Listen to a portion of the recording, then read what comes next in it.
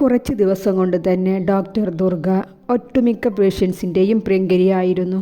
ഓരോ രോഗിയുടെയും മാനസിക വൈകല്യം മനസ്സിലാക്കി അവൾ കൂളായി പെരുമാറിയിരുന്നു. അവരിൽ ഒരാളാണ് അച്യുതൻ. 60 വയസ്സ്. മനോവിഭ്രാന്തിയിൽപ്പെട്ട മനുഷ്യനാണ്. ഇല്ലാത്ത ശബ്ദങ്ങൾ കേൾക്കുക, ഇല്ലാത്ത കാര്യങ്ങൾ കാണുക, അങ്ങനെയുള്ള അവസ്ഥയിലാണ് അദ്ദേഹം. ആരോടും മിണ്ടാറില്ല. ദുർഗ കയ്യിൽ ചെറിയ തുളസി തൈയുമായി അദ്ദേഹത്തിൻ്റെ അടുത്തേക്ക് വന്നതാണ്. മാമ, ദുർഗ പതിയെ വിളിച്ചു. അയാൾ തിരിഞ്ഞു നോക്കിയതേയില്ല. എന്തോ ചിന്തയിലാണ്. മാമ, ഇത് തുളസി തയ്യ, നമ്മുടെ ഗാർഡനിൽ നടാം. മാമൻ വെള്ളം ഒഴിക്കുമോ? അപ്പോഴും അദ്ദേഹം മറുപടി ഒന്നും പറഞ്ഞില്ല.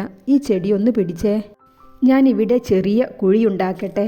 അച്യുതൻ മടിച്ചാണ് ചെടി പിടിച്ചത്.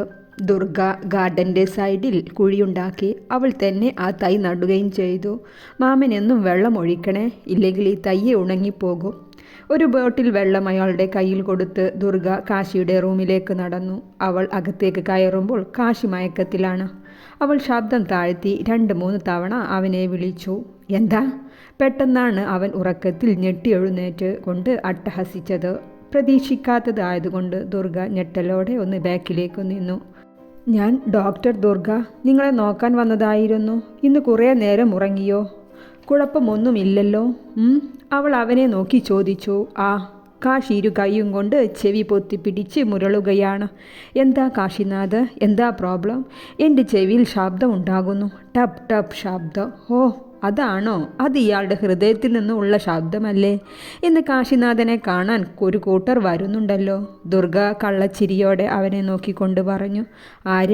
ആരാ വരുന്നത് ഡോക്ടർ? കാശി ക്ഷീണത്തോടെ എഴുന്നേറ്റിരുന്നു കൊണ്ട് ചോദിച്ചു. ഇയാളുടെ ഫിയാൻസിയെ. അമ്മ, ഫാമിലി എല്ലാവരും കാണാൻ വരുന്നുണ്ട്. കാശി അവൾ പറയുന്നത് കേട്ടിരുന്നു. ഇയാളെ കാണാൻ ഇന്ന് നല്ല ഭംഗിയുണ്ടല്ലോ. അവൾ പറയുന്നതിന് മറുപടിയൊന്നും നൽകാതെ ഇതാണ് പറഞ്ഞത്. ഞാൻ അവസാനം കാശിനെ കണ്ട അന്നും നല്ല ഭംഗിയുണ്ടായിരുന്നു. അവളും അവൻ്റെ മുഖത്തേക്ക് നോക്കിക്കൊണ്ട് പറഞ്ഞു. പെട്ടെന്ന് അവൻ്റെ ഭാവം മാറി. എൻ്റെ അമ്മ എവിടെ? കാശി ഇന്ന് അമ്മയും വരും. നോക്ക് കാശിനാഥ്, എല്ലാവരും ഇന്ന് വരും. അവരോടെല്ലാം നല്ല രീതിയിൽ പെരുമാറണം. ഒരിക്കലും ദേഷ്യപ്പെടരുത്. അനുസരിക്കില്ലേ? അവൻ ക്ഷീണത്ത സ്വരത്തിൽ തലയിളക്കിക്കൊണ്ടൊന്നു മൂളി. ഇന്നലെ രാത്രി കൊടുത്ത ആ മാരക മരുന്ന് അവൻ്റെ ബ്രെയിനിനെ താളം തെറ്റിച്ച് തുടങ്ങുന്നുണ്ട്. എന്താ? എന്തെങ്കിലും പ്രോബ്ലം തോന്നുന്നുണ്ടോ? എന്താ ഇങ്ങനെ ടയേർഡാകുന്നത്? ദുർഗ അവൻ്റെ അവസ്ഥ കണ്ട് ചോദിച്ചു പോയി. ഡോക്ടർ, എനിക്ക് വയ്യ. എൻ്റെ ചെവിയിൽ നിന്ന് വല്ലാത്ത ശബ്ദം വരുന്നു. അവൻ ചെവി പൊത്തിക്കൊണ്ട് വിതുമ്പലോടെ പറയുകയാണ്. ഒന്നുമില്ല കാശിനാഥ്, ഒന്നുമില്ല. എല്ലാം കാശിനാഥിൻ്റെ തോന്നലല്ലേ. ദുർഗ അവനെ സമാധാനിപ്പിക്കാൻ ശ്രമിക്കുന്നുണ്ട്. അവനും കൺട്രോളിൽ കിട്ടാത്ത തൻ്റെ അവസ്ഥയെ മാറ്റിയെടുക്കാൻ കഴിയുന്നതും ശ്രമിക്കുന്നുണ്ട്. പക്ഷേ അവനെ ആ മരുന്നിൻ്റെ ആഫ്റ്റർ എഫക്റ്റ് പിടിമുറുക്കിക്കൊണ്ടിരിക്കുകയാണ്. കാശിനാഥ്, താൻ ദേഷ്യം കൺട്രോൾ ചെയ്യൂ. ഇന്ന് നിൻ്റെ ഫാമിലി വരുന്നതല്ലേ, കൂടെ നിൻ്റെ ഫിയോൻസിയും. ഇത് നോക്ക്. അവൾ സൈഡിലായി സ്റ്റാഫ് കൊണ്ടുവച്ച ഷേവിംഗ് സെറ്റും കത്രികയ്ക്കും ഇടയിലുള്ള മിറർ എടുത്ത് അവൻ്റെ മുഖത്തേക്ക് പിടിച്ചു. തല ഉയർത്തിയ കാശി അവൻ്റെ മുഖത്തെ മറച്ചു കിടക്കുന്ന താടിയും മുടിയിലേക്കും അത്ഭുതത്തോടെ നോക്കി. അവൻ്റെ കൈകൾ അറിയാതെ തലയിലൂടെയും താടി രോമങ്ങൾക്കിടയിലൂടെയും തലോടിപ്പോയിക്കൊണ്ടിരുന്നു. കണ്ടോ, ഇതൊക്കെ ഡ്രീം ചെയ്ത് വെക്കണ്ടേ? നമുക്ക് പഴയ കാശിനാഥിനെ ആക്കി മാറ്റിയെടുക്കണ്ടേ? തൻ്റെ വീട്ടിൽ നിന്ന് വരുന്നവർ അത്ഭുതപ്പെടട്ടെ. ദുർഗയുടെ വാക്കുകൾ കേട്ട് കാശി അവനെ കൺട്രോൾ ആക്കാൻ ശ്രമിക്കുന്നുണ്ടെങ്കിലും എല്ലാവരോടും ദേഷ്യം തോന്നുകയാണ് അവൻക്ക്. ഈ സമയമാണ് ഡോക്ടർ ഷാഹുൽ കയറി വരുന്നത്. എന്താ കാശിനാഥ്? Nurse, tablet നൽകോ? തൊട്ടടുത്ത് നിന്നിരുന്ന നേഴ്സിനോടായി ഷാഹുൽ പറഞ്ഞത്. നേഴ്സ് അയാളുടെ മുഖത്തേക്ക് നോക്കി കയ്യിലുള്ള മെഡിസിൻ ടേബിളിൽ വെച്ചു. ടാബ്ലറ്റുകളെല്ലാം കയ്യിലേക്കെടുത്ത് കാശിയുടെ അടുത്തേക്ക് വന്നു. നീ എന്തിനാ ഇങ്ങോട്ട് വന്നത്? ഷാഹുലിനെ കണ്ടതും കാശിയുടെ കണ്ണുകൾ രക്തചുവപ്പായി. ഏയ് കാശിനാഥ്, എന്താ ഇങ്ങനെ സംസാരിക്കുന്നത്? ദുർഗ ഗൗരവത്തിൽ ചോദിച്ചു. പോകാൻ പറയ് ഇയാളോട്. എനിക്ക് ഇയാളെ ഇഷ്ടമല്ല. പോകാൻ പറയ്. കാശി, മെഡിസിൻ കഴിക്ക്. നിൻ്റെ ഫാമിലി വരുമ്പോൾ ഇതുപോലെ പെരുമാറിയാൽ മോശമല്ലേ? ഞാൻ കഴിക്കാം, പക്ഷേ എൻ്റെ പെരുമാറ്റം അപ്പോഴും ഇങ്ങനെ ആയാൽ നിന്നെ ഞാൻ വെറുതെ വിടില്ല. കാശി ദുർഗക്ക് വാണിംഗ് നൽകിക്കൊണ്ട് നഴ്സിൻ്റെ കയ്യിൽ നിന്നും ടാബ്ലറ്റ്സ് തട്ടിപ്പറിച്ച് വാങ്ങി വായിലേക്കിട്ട് വെള്ളം കുടിച്ചു.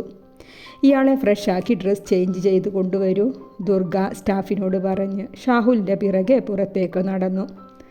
ദുർഗ കുറച്ച് സമയത്തിനു ശേഷം കാശിയുടെ റൂമിലേക്ക് കയറി വന്നപ്പോൾ കാണുന്നത് വെള്ളയിൽ കറുത്ത കരയുള്ള മുണ്ടും കറുത്ത ഷർട്ടും ധരിച്ച് ജനലിലൂടെ പുറത്തേക്ക് നോക്കി നിൽക്കുന്ന കാശിയെയാണ്.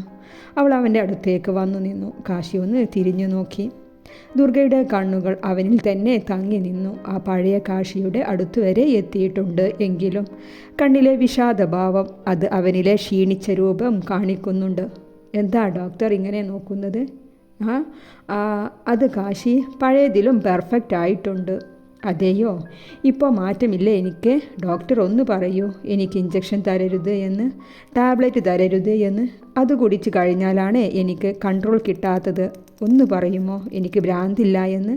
കാശി വെപ്രാളത്തോടെ തൻ്റെ ഈ അവസ്ഥയിൽ നിന്ന് രക്ഷിക്കുമെന്ന പ്രതീക്ഷയോടെ ദുർഗയെ നോക്കി പറയുകയാണ്.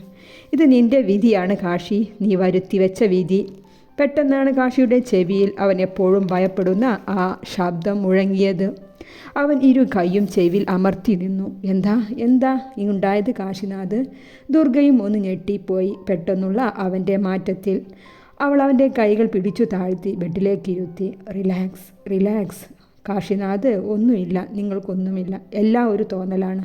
കൺട്രോൾ ചെയ്യാൻ ശ്രമിക്കൂ. അവൾ അവൻ്റെ പുറത്ത് തട്ടിക്കൊണ്ട് പറഞ്ഞുകൊണ്ടിരുന്നു. ഇല്ല ഡോക്ടർ, ഞാൻ ഓക്കെയാണ്. അവൻ മുഖം അമർത്തി തുടച്ചു. അറിയില്ല ഡോക്ടർ, എന്താ എനിക്ക് പെട്ടെന്ന് സംഭവിക്കുന്നതെന്ന്. ഈ സമയമാണ് ഹോസ്പിറ്റലിലേക്ക് 3 കാറിലായി കാശിയുടെ ഫാമിലി എത്തി. രൂപേഷ് കാറിൽ നിന്ന് ഇറങ്ങിയതും ആ ഹോസ്പിറ്റലിൽ ഒന്നാകെ കണ്ണൊടിച്ചു. കാശി, ഇതാണ് നിൻ്റെ ശവക്കുഴി. നീ ഇവിടെ നിന്നും ഇനി പുറംലോകം കാണില്ല. ഈ രൂപേഷ് നിന്നെ കാണിക്കില്ല. നിൻ്റെ സഹോദരിയെ, അവളെ എനിക്ക് സ്വന്തമാക്കണം. അതിന് നീ ഇവിടെ തന്നെ കിടക്കണം. നിൻ്റെതായുള്ള എല്ലാം എനിക്ക് സ്വന്തം ആക്കണം കാശി. രൂപേഷ് ചിന്തിച്ചുകൊണ്ട് കാറിൻ്റെ ഡോർ വലിച്ചടച്ചു. ഡോക്ടർ, കാശിനാഥിൻ്റെ ഫാമിലി എത്തിയിട്ടുണ്ട്. ഗ്രൗണ്ടിലുണ്ട്. ഒരു സ്റ്റാഫ് കാശിയുടെ റൂമിലേക്ക് വന്നുകൊണ്ട് പറഞ്ഞു. കാശി ഫാമിലി വന്ന സന്തോഷത്തിൽ എഴുന്നേൽക്കാൻ നിന്നതും അവൻ്റെ കാലുകൾ ഇടറുന്നുണ്ട്. എന്തേ കാശി? അത് ഡോക്ടർ, എനിക്ക് നിവർന്നു നിൽക്കാൻ കഴിയുന്നില്ല, കാലുകൾ ഇടറുന്നു. ഡോക്ടർ എൻ്റെ കൂടെ വരൂ. അയ്യോ, എനിക്ക് കൂടെ വരാൻ കഴിയില്ല കാശിനാഥ്, ഞാൻ നിങ്ങളുടെ ശത്രുവല്ലേ? ഡോക്ടർ, ശത്രുവല്ല, നല്ലതാണ്. നിങ്ങൾ വളരെ നല്ലതാണ് ഡോക്ടർ.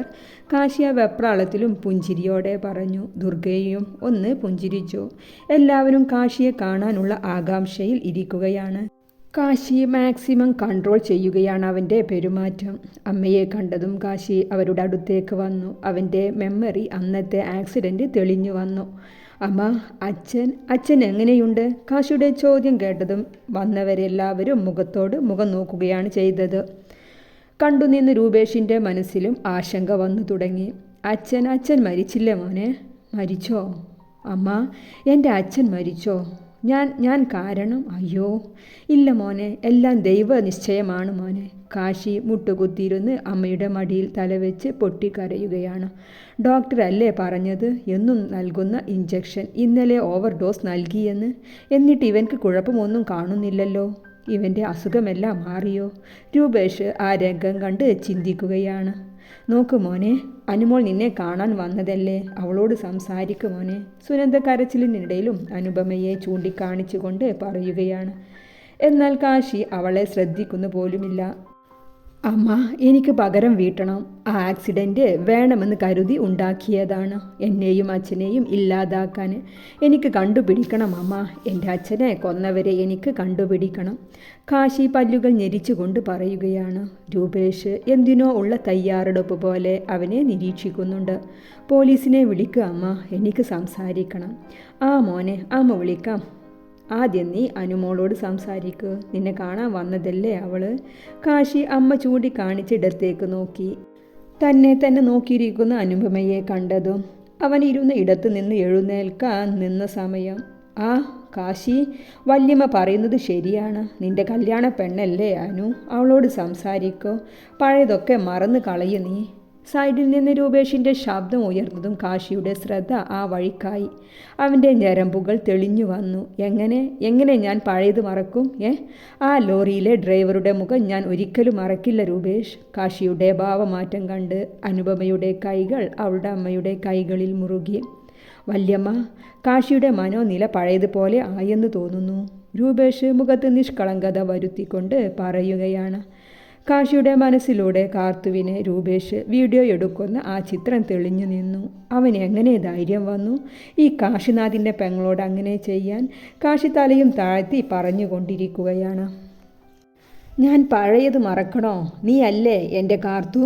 കാശി പറഞ്ഞുകൊണ്ട് രൂപേഷിൻ്റെ നേർക്ക് തിരിഞ്ഞ് അവൻ്റെ നിലത്തേക്ക് വലിച്ചിട്ട് തലങ്ങും വിലങ്ങും തല്ലി പരുവമാക്കി കളഞ്ഞു. ശബ്ദം കേട്ട് സ്റ്റാഫും ഡോക്ടേഴ്സുമെല്ലാം ഓടിക്കൂടി. പുറത്തുനിന്നുള്ള ശബ്ദം കേട്ടിട്ട് ദുർഗ വാതിലിനിടയിലൂടെ നോക്കുന്നുണ്ട്.